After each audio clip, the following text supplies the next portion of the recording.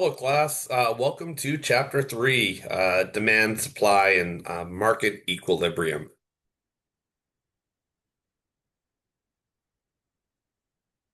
Uh, this chapter covers markets, demand, supply, equilibrium, changes in supply and demand, and new equilibriums. And there's just talking about an application set, which is discussing what happens when the government sets prices and inefficiencies that can drive. Interaction between buyers and sellers. This is discussing markets. Markets may be local, and you can think of some local markets. So maybe think about like your local pizza place, right? Like they're not shipping, 2 hours away even, right? They're staying very local. Then there's national businesses. You can think of many national businesses, businesses that just operate in the US, and then international or global businesses. Price is discovered in the interactions of buyers and sellers. So, like, what's the best price you can get, right, for any market? There's certain markets you'll go to. Give you an example. If you go and buy a cocktail in Las Vegas could run you like $30 to $60 because a lot of the options nearby are similarly priced. But if you go to like St. Pete, Florida, the drink prices there might be 90% less. And that's just because of the nature of the competition, in those markets. Demand. A schedule or curve that shows various amounts of product that consumers are willing and able to purchase at each series of possible prices. So, one example I give here very frequently is, you're at a Red Sox game or any baseball game, and like you want that one hot dog, right? Like how much do you pay for that one hot dog? 10, 15 bucks, right? You're in a stadium, you have no other options. So like that one hot dog has a lot of premium on it because you're in kind of a captured place where you don't have a lot of other options, or you're not able to access them. If you look at your ability to buy one hot dog, you're like, all right, I'll pay, 15 bucks for that one hot dog because I'm at the baseball game. But like if you wanted to buy a second or third hot dog, you might be like, I'm not going to buy that in here because a third hot dog isn't worth $15 to me. Even if you could negotiate prices and bring them down, at some point you're full and you don't want more hot dogs. So like you're like, oh, a fourth hot dog? I'd pay you $1 for that fourth hot dog because it has very little value because you don't have the ability to consume it anymore. Even something as simple as like a car purchase, right? Like a lot of your families, you have multiple cars, right? Probably one for mom, one for dad, and then at least one maybe for the kids, right? Like either that they share or everyone has their own car. In most households, like you have a high demand for like the one really nice car. And then like the second car might be less nice, and the third car that you guys have access to like might be a beater because, effectively like that's the market, you know? That's the market that would support the third car purchase. You're not going to buy, three GT63s. You're going to buy like one Mercedes, one Honda Accord, and then like one used beater car, right? Because that demand curve is sloping downward. Amount consumers are willing to pay and able to purchase at any given price, assuming other things are equal, and that individuals have demand.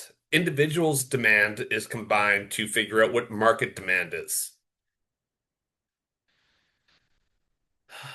Law of demand. Other things equal, as price falls, the quantity demanded rises. And as price rises, the quantity demanded falls. So when you think about like regulation on cigarettes, and the taxes placed on cigarettes over the last few decades, a lot of that is driven by like, hey, we want people to make people smoke less. How do we do that? Well, increase the prices, double the prices. People are pretty sticky when it comes to addictive substances like tobacco, but eventually price erodes that, right? It becomes too expensive. You switch to something else. A lot of the switching between cigarettes and vapes over the last 10 or 15 years has to do with pricing, right? Like vaping is marginally significantly less expensive than cigarettes. Price acts as an obstacle to buyers. There's a law of diminishing margin of utility. Going back to that car purchase, like that first car for your family has a ton of utility. So does the second car. But by the time you get to the third and fourth car for your family, it has much less utility, which is what's driving lower prices, right? Like, hey, I'm up for the fourth car for the family. Our new driver, we're going to get a beater, right? There's also the income effect. The income effect will change your basket based on the amount of income. You have more income, you're going to buy more filet mignons and lobster tails and fancy sneakers and clothes and stuff like that. Then there's also the substitution effect, which we'll cover. This is just showing a visual example of a demand curve, and as price drops, more is demanded. Certain items have different demand curves. For example, like gasoline is very inelastic, a topic that's covered in future chapters. But the inelasticity, meaning like, you still need to drive. So even if gas prices rise, your demand for driving probably doesn't change all that much. Eventually, if prices are high enough, not high enough, if gas is $12 a gallon, then yeah, it will affect your demand. You'll like drive less recreationally or carpool with friends. It will spur other activity. And another picture of market demand. People have different market demands at different prices. You could have a steak at $20 and someone might buy it. But if someone has, $20 steak is cheap in this environment. But someone else, if steak's $20, they're going to order four of them, right? Because they have different income needs and wants, things that we've discussed in this chapter and in previous ones. Changes in demand curve. We're seeing a shift right here in the demand curve up and to the right. This is generally a function of the income effect. You make more money, more fits in your basket. You're going to demand more of all goods across the board.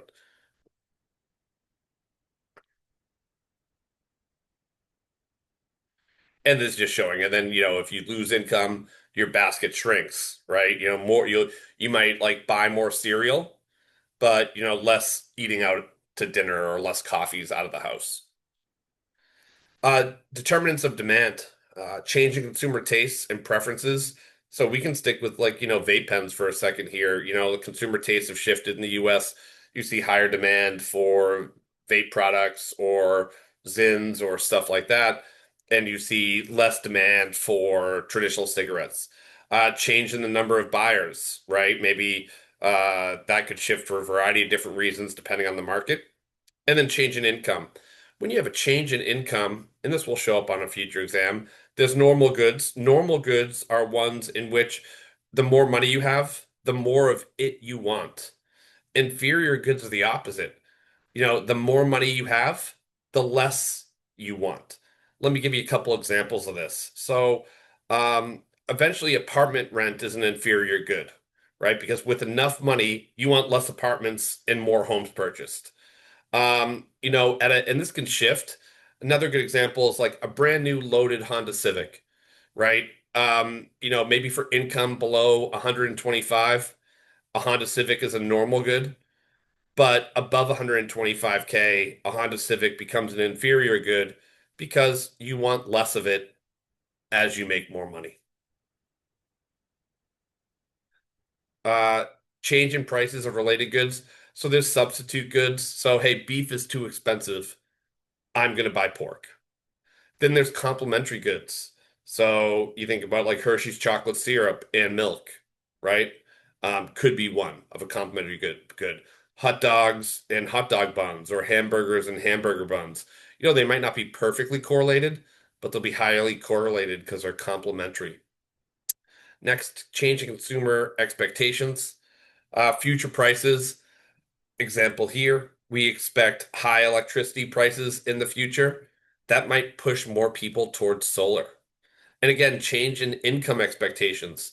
If you think the economy is doing great and you're going to do great, you're more likely to buy that jet ski this summer or the new home purchase, right? Because you have a high confidence in your income. Here's a couple other visuals summarizing um, some additional examples of what I already discussed in the previous slides, but I would just take a good look at this to make sure that you are familiar with the context here. Supply.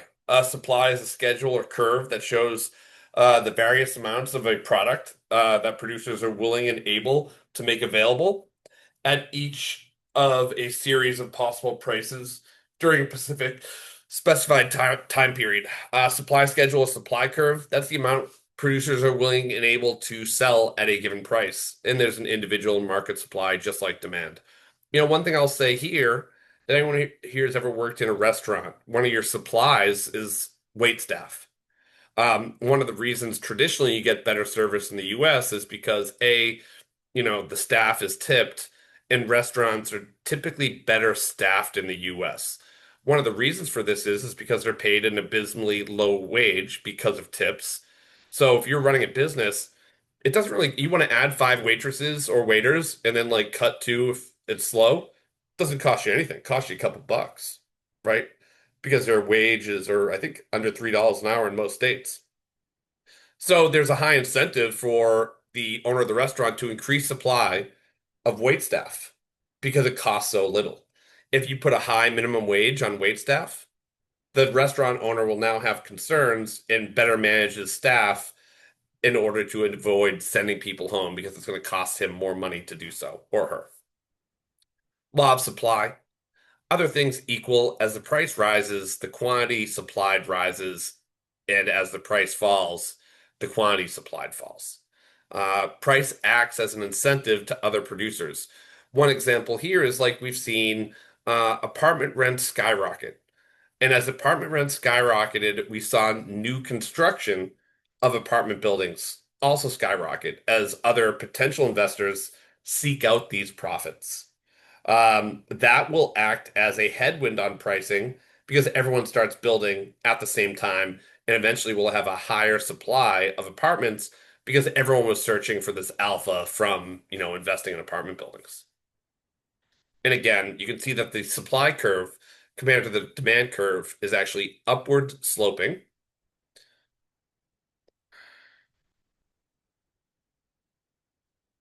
And just a visual on what happens to price. You decrease supply. So think about, hey, there's a PlayStation 5 shortage or a Nintendo Switch shortage. What happens? It moves to the black market and there's a higher price that you have to pay because supply is limited while demand remained unchanged. Um, if you increase supply, that lowers prices. So, I'm sure you guys have heard about like the Labubu craze, right, by Pop Mart. Or I shouldn't say if, when they start to overproduce the Labubus, you will see the supply grow and then prices collapse. What determines supply? Change in resource prices, change in technology, a change in taxes or subsidiaries or subsidies. This is something that we're seeing in real time today. A change in price of other goods. Well, as it relates to apartments, mortgages went up, so the cost of buying went up.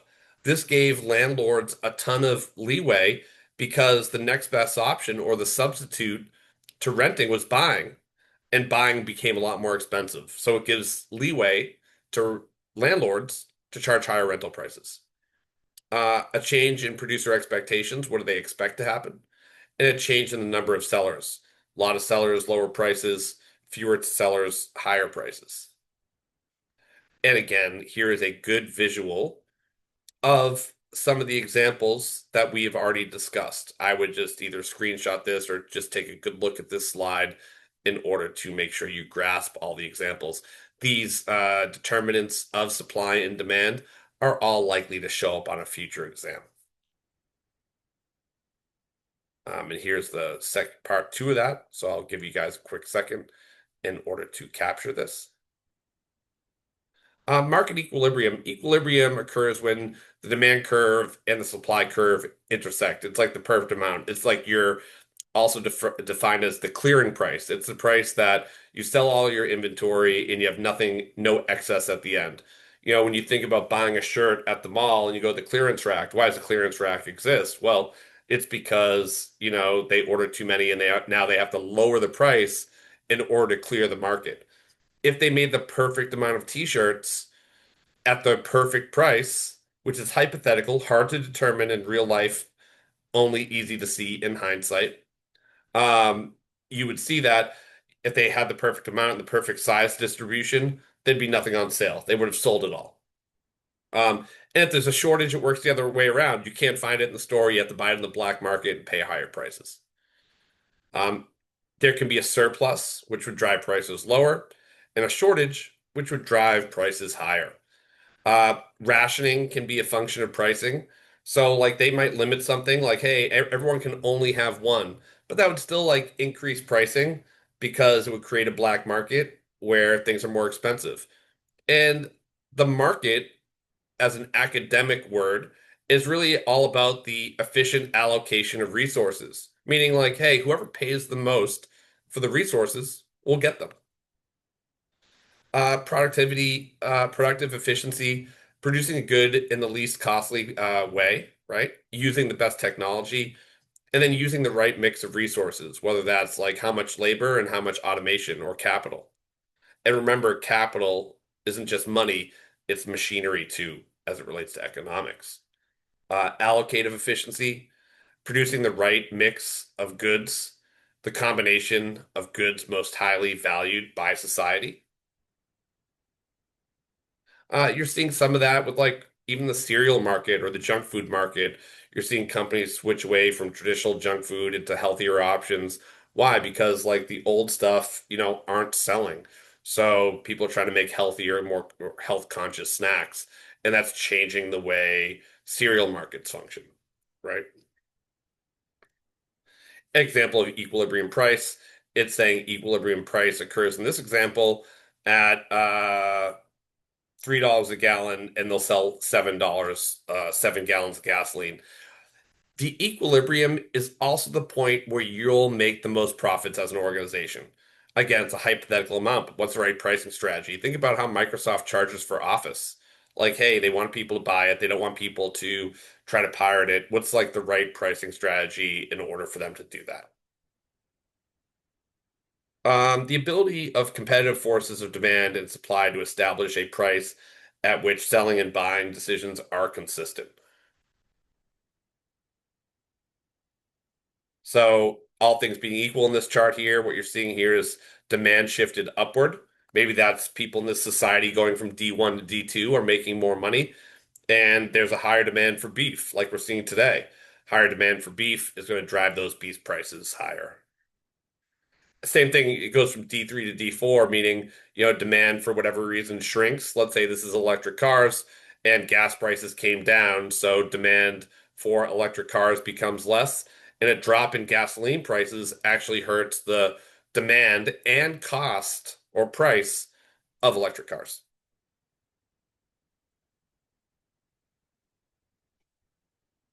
Another visual example here, what happens when we get an increase in supply, all things equal, demand is the same. We'll sell more, but it will be at lower prices. And if there's a decrease in supply, all things being equal, it will raise prices. This is a fantastic slide that you should screenshot or pay attention to. That will give you a good study case on the changes of supply and demand and the effect on equilibrium. Um, this is just talking about an average price of white loaf bread in different countries, just showing maybe that could be a function of inflation. It could be a function of demand, lifestyle quality. Obviously, bread's going to be cheaper in India, but do you want to live in India? Um, you can make that same question about other countries, but just on a pure price perspective, right? Price ceilings set below the government equilibrium. Think rent control. There becomes a rationing problem in black markets. Let me tell you how a black market occurs in rent-controlled housing. I had a friend in California. He was in a rent-controlled apartment in San Francisco. He paid because he had it for a long time. He paid like a crazy low rent rate. The landlord is only able to charge new market rate rents when that guy leaves. He stayed there like years longer than he should have, and he basically moved and then like re-rented the apartment to someone else while he wasn't living there. Right? Like that's a direct, taking advantage of the system. But he's doing what's rational for him. Like if he pays 1,500 in rent, but then can like sub rent it out for 3,000 and then move somewhere else and pocket the 1,500. Like he's acting in his own best rational interest, but the policy itself ends up hurting the owner of the property, right? In a sense, he's stealing from the owner of the property. Maybe not legally, but economically, right? He's capturing some of that rent. So how do you solve this problem with rent control? Like, if you really want lower rent, you need to just increase the supply of housing. The problem with increasing the supply of housing is like, where do you build it, especially in a condensed area like here? And then a lot of people, whether it's condensed or not, they don't want like new construction or they don't want their neighborhood to change, right? Existing homeowners generally don't like a lot of new supply coming to the market because that lowers the price of their property, right? So it's an interesting balance to try to strike here. And again, the price ceiling is shown here. If there's a price ceiling, meaning they cap prices, the market will probably suffer a shortage, which is accurate. And also, it has other negative functions, especially when it comes to rent control. And don't get me wrong, I am for lower cost housing, but rent control as a policy is pretty messy because what happens is we'll lose supply if we have rent control because guys like my friend will stay in apartments longer than they otherwise rationally would have. And they keep supply off the market because of, their own incentive systems. Price floor, prices are set above the market price, and that means there's going to be a lot of surpluses. So here you can think about the corn market in the US. They use minimum wage, but I think corn is a better example. Why do we make gasoline or out of corn in the US or sugar from corn? It's because we have massive surpluses because of subsidies the government pays farmers. So what do we do with all this extra corn? We figure out less efficient but practical ways to use that supply. And here's an example of the price floor. It creates surpluses. So for an exam, you should know price floors create surpluses, true or false. Last word is talking about the pandemic and prices. The most obvious economic effect of the pandemic was empty store shelves. Consumers rushed to stock up on certain goods, causing shortages. Like think about toilet paper. We never really ran out of toilet paper during the pandemic, but what happened was is that the way toilet paper is stored in warehouses in supermarkets, they don't expect to run on toilet paper, so a lot of that inventory isn't stored in the back room because it's very cost prohibitive to store bulky inventory like that in your back room. It takes up too much space, so it's stored in these warehouses, and basically just the supply chains were really clogged. So it gave the appearance of like us running out of toilet paper or paper towels. With retail prices remaining largely fixed, shortages resulted as demand far exceeded supply. And then the pandemic economics also resulted in a crash in stock prices and subsequent rise, a spike in the price of used cars, which we're still seeing today, and an increased demand for housing outside of the city, as well as widespread labor shortages. And that's the end of chapter 3. Thank you, everyone.